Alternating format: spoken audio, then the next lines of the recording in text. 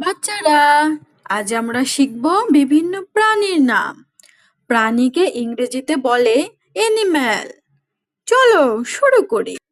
এটা হলো বাঘ। বাঘকে ইংরেজিতে বলে টাইগার। টাইগার মানে বাঘ।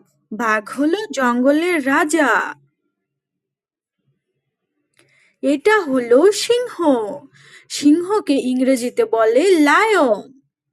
সিংহ অনেক জোরে গর্জন করে।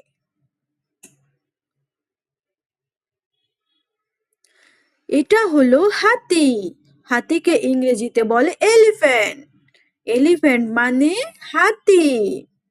হাতির একটি বড় শুঁড় আছে। এটা হলো ঘোড়া। ঘোড়াকে ইংরেজিতে বলে হর্স। হর্স মানে ঘোড়া।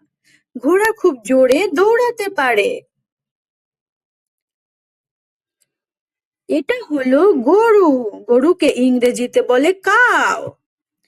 কাউ মানে গরু। গরু আমাদের দুধ দেয়।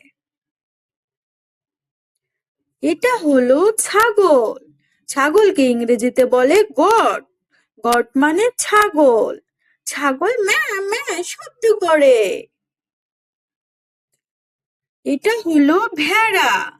ভেড়াকে ইংরেজিতে বলে শিপ। শিপ মানে ভেড়া। ভেড়া আমাদের উল দেয়, যা দিয়ে কাপড় তৈরি হয়। এটা হলো কুকুর। কুকুরকে ইংরেজিতে বলে ডগ। ডগ মানে কুকুর। কুকুর খুব বিশ্বস্ত প্রাণী এবং মানুষের ভালো বন্ধু। এটা হলো বিড়াল। বিড়ালকে ইংরেজিতে বলে ক্যাট। ক্যাট মানে বিড়াল। বিড়াল ইঁদুর ধরে এবং খুব চটপটে। এটা হলো বানর। বানরকে ইংরেজিতে বলে মানকি। মানকি মানে বানর। এটা হলো হরিণ। হরিণকে ইংরেজিতে বলে ডিয়ার। ডিয়ার মানে হরিণ। হরিণ খুব দ্রুত দৌড়াতে পারে। এটা হলো ভাল্লুক। ভাল্লুককে ইংরেজিতে বলে বিয়ার। বিয়ার মানে ভাল্লুক। এটা হলো নেকড়ে। নেকড়েকে ইংরেজিতে বলে ওল্ফ। ওল্ফ মানে নেকড়ে। নেকড়ে সাধারণত দলবদ্ধভাবে থাকে। এটা হলো শিয়াল। শিয়ালকে ইংরেজিতে বলে ফক্স।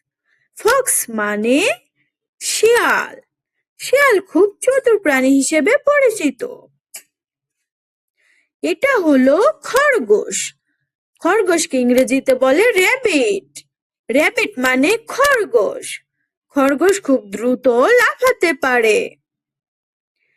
এটা হলো উট। উটকে ইংরেজিতে বলে ক্যামেল। ক্যামেল মানে উট।